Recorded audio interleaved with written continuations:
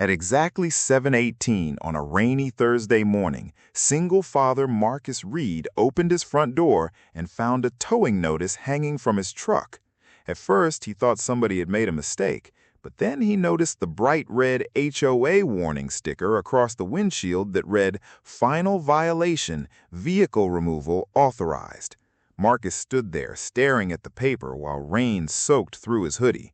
The truck parked in his driveway wasn't abandoned, damaged, or illegally parked. It was his late brother's old work truck, the only vehicle Marcus could currently afford after losing his construction job months earlier.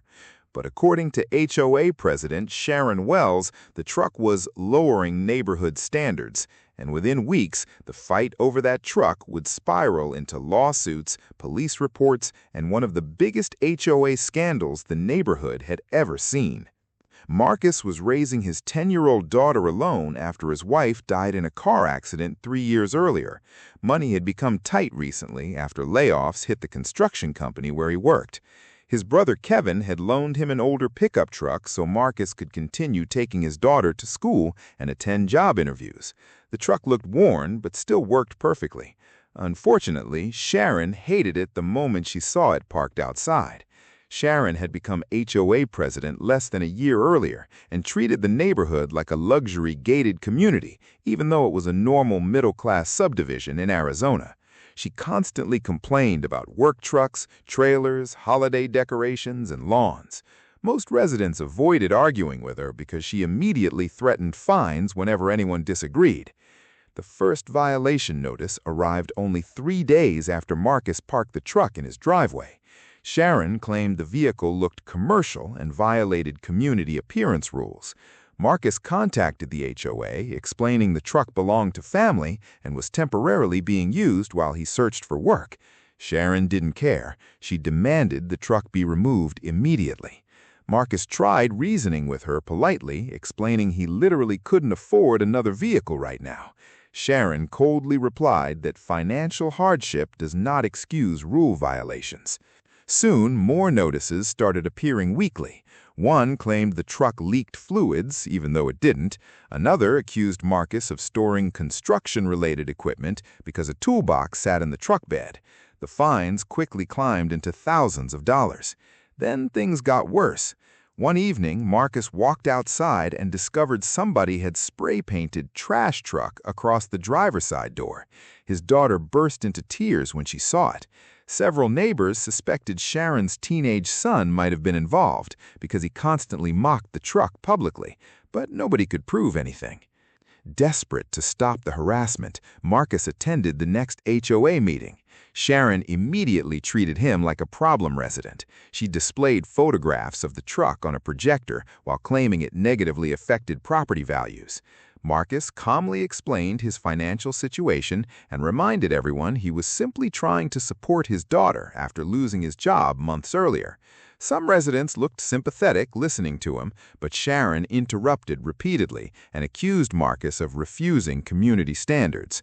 Then she made a huge mistake. In front of everyone, Sharon announced that she had already contacted a towing company to prepare for vehicle removal. The room immediately filled with angry whispers. Even several board members looked uncomfortable. A few days later, Marcus woke up to the sound of chains outside his house. A tow truck had arrived before sunrise to take the pickup. Marcus rushed outside while his daughter cried from the front window. He begged the driver to stop, explaining the truck was their only transportation, but the driver showed him HOA paperwork signed directly by Sharon authorizing removal. Several neighbors stepped outside, watching the scene unfold. One elderly resident actually began recording the confrontation on her phone. That video would later spread across social media and completely destroy Sharon's reputation. The backlash was immediate. Residents were furious watching a struggling father lose his only vehicle over HOA complaints. Local Facebook groups exploded with criticism. Then more homeowners started sharing their own stories about Sharon. One couple had been fined over children's toys left outside for 30 minutes. Another resident received violations because his grass turned brown during water restrictions. People slowly realized Sharon had been targeting homeowners for months. Marcus eventually hired an attorney after discovering the HOA may not have even had legal authority to tow a vehicle from a private driveway without court approval. While reviewing HOA records, the attorney uncovered something suspicious. Sharon's husband secretly owned part of the towing company used to remove Marcus's truck. Worse, HOA financial documents showed residents had been overcharged excessive towing administration fees for years. The deeper investigators looked, the worse everything became. When local reporters learned about the connection between Sharon and the towing company, the story exploded online. News cameras appeared outside the neighborhood entrance within days. Sharon tried defending herself publicly, claiming she was simply enforcing rules fairly. Nobody believed her anymore.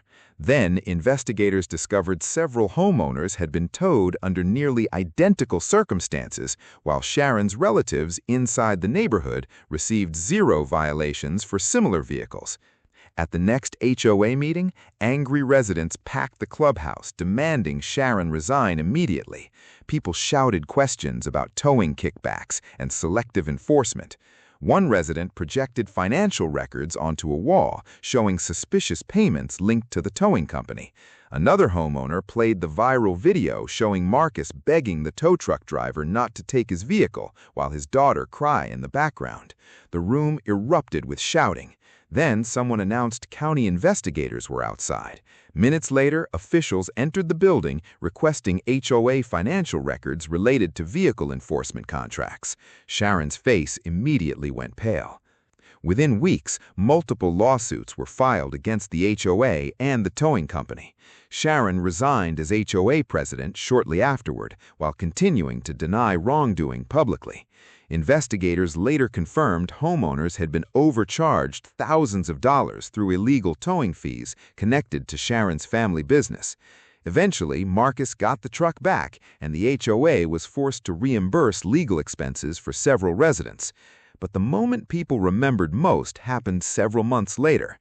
After finally finding a new construction job, Marcus used his first paycheck to repaint the truck completely.